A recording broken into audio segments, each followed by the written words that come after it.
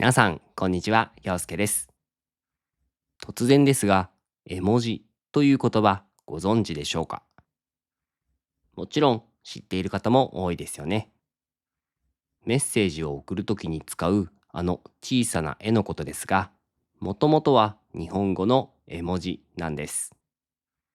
それが言葉の形を変えないまま、世界中で使われるようになりました。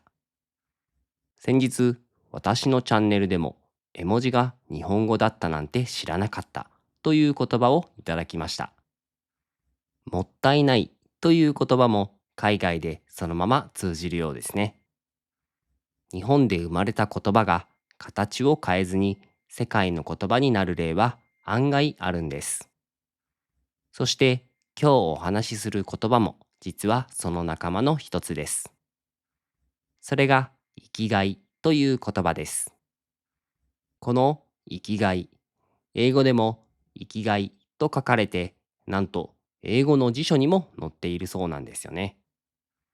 日本語がそのまま海を越えて世界の言葉になっているみたいです。ただ、世界に広まった生きがいは私たちが普段使う生きがいと少し違う意味を持っているようなんです。では、その違いは一体どこから来ているのか。今日はその違いについてお話ししてみたいと思います。まず、私たち日本人にとって生きがいとはどういう言葉なのか。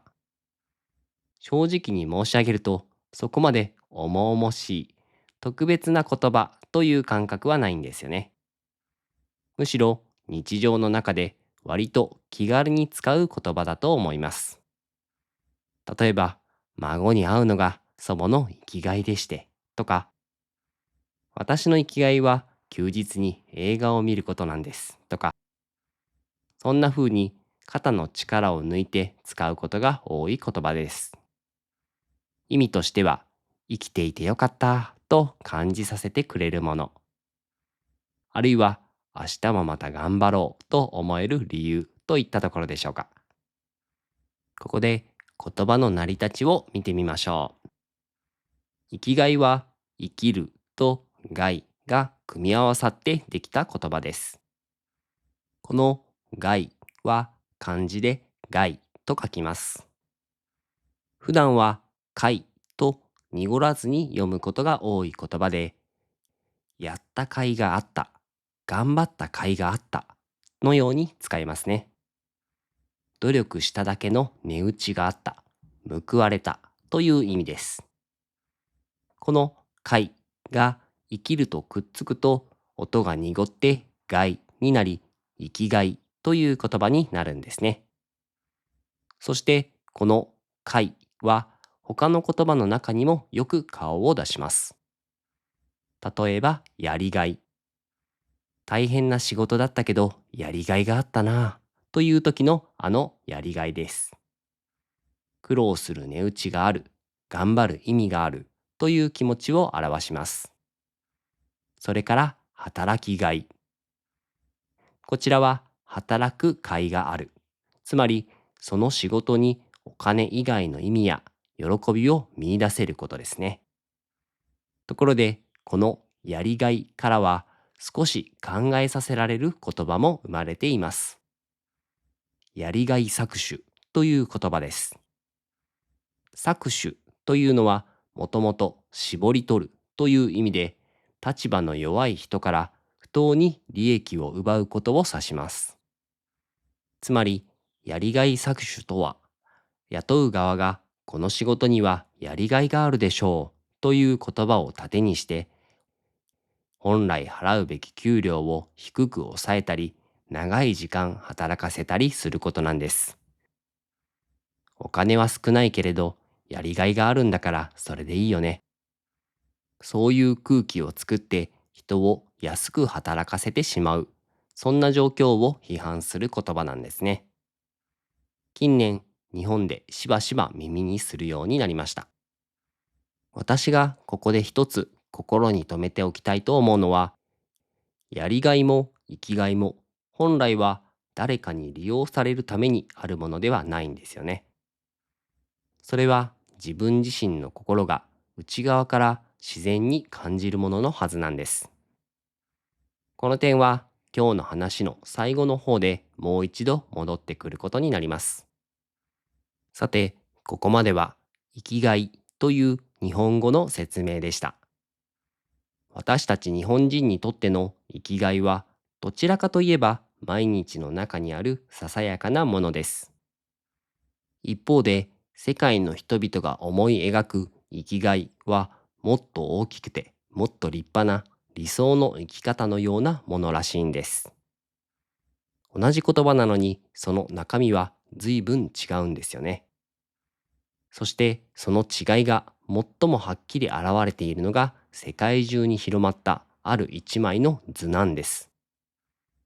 ではその図のお話をしましょう。皆さんはベン図という言葉をご存知でしょうか？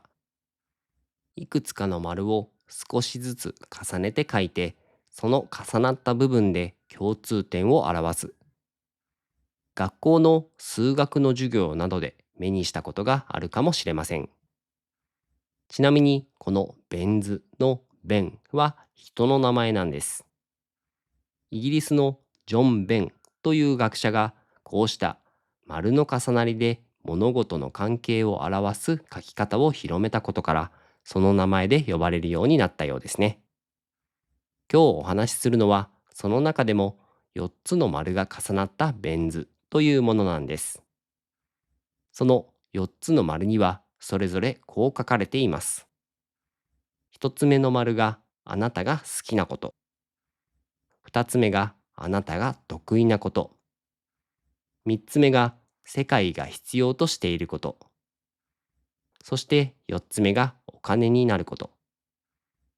この4つの丸がすべて重なり合うちょうど真ん中の部分。そこに生きがいと書かれているんです。言い換えれば、好きで得意で世界の役にも立って、しかもお金にもなること。それさえ見つけられれば、それがあなたの生きがいですよ、という考え方ですね。この図は世界中で大変な人気を集めました。自分の生きがいを見つけようという形で、仕事や人生の進路を考えるときによく使われるようになったんです。特にこれこそが長く幸せに生きるための日本に伝わる知恵だというふうに紹介され、多くの人の心をつかみました。その後、この生きがいをテーマにした本も世界各国で数多く出版されています。なぜこれほどまでに広まったのか、私なりに考えてみると、その理由はわかる気がします。好きなことを仕事にできて、お金も稼げて、おまけに人の役にも立つ。そんな理想的な生き方をたった一枚の図で見せてくれるからなんですね。だからこそ世界中の人がこれは素晴らしいと感じたのだと思います。確かに分かりやすくて、この重なる部分を仕事にできたら幸せですよね。ただ、このベン図、作られたのは日本ではないんです。この図を紹介したのはマーク・ウィンさんというイギリスの男性です。2014年、彼はもともと生きがいとは関係なく作られていた図に生きがいという言葉を当てはめたんです。たったそれだけのことなんですが、その図がインターネットで広まって、今のような世界中で知られる図になったんですね。ここで誤解しないでいただきたいのですが、私はこの図が悪いとは言いたいわけではないんです。自分の仕事やこれからの生き方を考える上で、この図はとても役に立つ優れた道具だと思います。ただ、それが私たち日本人の考える生きがいと全く同じものかというと、少し違うように思うんです。では、私たちの日本人にとっての生きがいはどうでしょうか？あなたの生きがいは好きで得意でお金になることですか？もしそう尋ねられたら、多くの日本人は、そこまで大げさな話だろうかと首をかしげるのではないでしょうか。私たちにとっての生きがいはもっと小さくてもっと静かなものなんですよね。朝、入れたてのお茶を一杯飲むこと、庭の草木や野菜を育てること、孫と一緒に過ごす何でもない時間、休日に好きな趣味に没頭すること、そういった日々の暮らしの中にあるささやかな喜びを私たちは生きがいと呼んでいるんです。苦労して探し回ってようやく手に入れるというよりは、もう今の毎日の中にあったりするものです。さて、では改めて考えてみたいと思います。世界の生きがいと私たちの生きがい。この2つの違いは一体どこから来ているのでしょうか。私なりに2つの面からお話ししてみますね。1つ目は言葉そのものについてです。実は生きがいという日本語は他の国の言葉に一語でぴったりと訳すのが非常に難しいらしいんですね。英語にも生きがいに過不足なく対応する単一の単語が存在しないようです。だからこそ英語はわざわざ日本語をそのまま借りて生きがいと表現しているんです。ある言語が外国の言葉をそのまま取り入れるとき、それは大抵自分たちの言語の中にそれを言い表す適切な言葉がないからなんですよね。今、英語について話していますが、もしかしたら他の言語では生きがいに当てはまる言葉があるかもしれませんね。先ほどの絵文字やもったいないもおそらく同じ理由なのだと思います。ですから、この生きがいという言葉、日本語の言葉の豊かさに感心しますね。英語の辞書に載っている生きがいの意味は、実は私たちが使う生きがいとほとんど同じなんですね。生きる意味、あるいは日々を支えてくれるもの、そういう本来の意味できちんと記されているんです。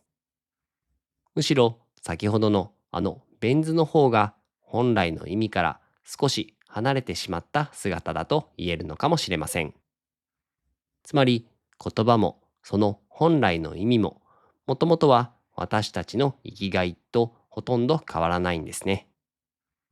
それがベン図とともに世界へ広まる中で理想の生き方を見つける方法のような大きな意味を持つようになったんです。これが世界の生きがいと私たちの生きがいが違って見える一つ目の理由なんだと思います。では、二つ目です。その言葉が指し示している気持ちの方はどうでしょうか。生きていてよかったと思えるものがある。明日も頑張ろうと思える理由がある。こうした気持ちは世界中の人も持っていると思います。世界のどの国にも家族があり、夢があり、好きな仕事や趣味があります。これがあるから毎日を生きていける。そう思える何かを世界中の人々がそれぞれに抱えて生きていると思います。朝、コーヒーを片手に好きな音楽を聴く時間こそが何よりの楽しみだという人。我が子の寝顔を見るために今日も一日踏ん張れるという父親や母親。週末の趣味のために平日の仕事を乗り切っているという人。そういう人は国境を越えてどこにでもいますよね。呼び名は国によって違うかもしれません。けれども、その気持ちそのものは世界中の誰もが共有するごく人間らしいものなのだと思います。ですから、もし生きがいとは日本人だけが持つ特別なものだと言われたら、それは少し違うのではないかと私は思います。そう考えると、世界の生きがいと私たちの生きがいの違いは、気持ちそのものの違いというより、その同じ気持ちをどんな言葉でどう語るかという違いなのかもしれません。言葉そのものは日本で生まれ、世界にわたって少し意味を変えていきました。でも、その奥にある気持ちは世界中の誰もがもともと持っているものなんですよね。私はそんな風に捉えています。ここまでお話ししてきて、私が今日一番お伝えしたかったことが見えてきました。それは、生きがいとは頭をひねって解くような難しい問題ではないということなんです。4つの丸をすべてきれいに重ね合わさなければならない。そんな難しい条件をクリアして手に入れるものではないんですよね。生きがいはもう毎日の中にちゃんとあるんです。あとはそれに気づけるかどうか。おそらく違いはただそれだけなのだと思います。ここで少し私自身のことをお話しさせてください。自分を振り返ってみると、私の生きがいも年齢とともに移り変わってきました。例えば、高校時代までは間違いなく野球が私の生きがいでした。来る日も来る日も白いボールを追いかけて、それだけで心が満たされていたんですね。ところが、40代になった今、あなたの生きがいは何ですかと聞かれたら、私は迷わずこう答えると思います。それは子供の成長です。昨日までできなかったことが今日不意にできるようになっていたり、言えなかった言葉を急に口にするようになったり、そんな子供のささやかな成長をすぐそばで見ている瞬間に、ああ、生きていてよかったな、と心の底から思うんです。これはお金になるわけでもなければ、立派な仕事でもありません。あの4つの丸のどこにも当てはまらないかもしれません。けれども、私にとっては紛れもなくこれが生きがいなんですよね。野球から子供の成長へ。対象はまるっきり変わってしまいましたが、これがあるから頑張れるというその心の感覚そのものは何一つ変わっていないんです。皆さんにとっての生きがいもきっとすぐそばにあると思います。さて、今日は生きがいという言葉についていろいろとお話ししてきました。皆さんにとっての生きがいは何ですか？ぜひコメント欄で私にも教えてください。この動画が役に立ったらチャンネル登録といいねはお願いします。それでは今日はこの辺りで。また次回の動画でお会いしましょう。バイバーイ。Yosuke teaches Japanese every day, bringing words and phrases, come what may. From hiragana to kanji, you'll see learning's fun with Yosuke. Come